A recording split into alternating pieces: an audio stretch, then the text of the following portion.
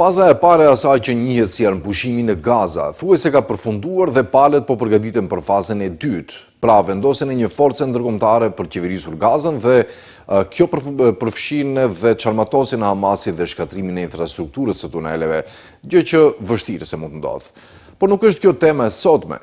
që nga fillimi i gjenocidit në Gaza, ne kryesisht kemi trajtuar shkakun që solli këtë e jo pasojat e kësaj. Tezat për një popull pa tokë dhe një tokë pa popull janë argumente televizjes sioniste që përdoren edhe sot për të kolonizuar Palestinën në tërësi, bazë mbi të cilën edhe filloi pushtimi dhe kolonizimi një shekull më parë.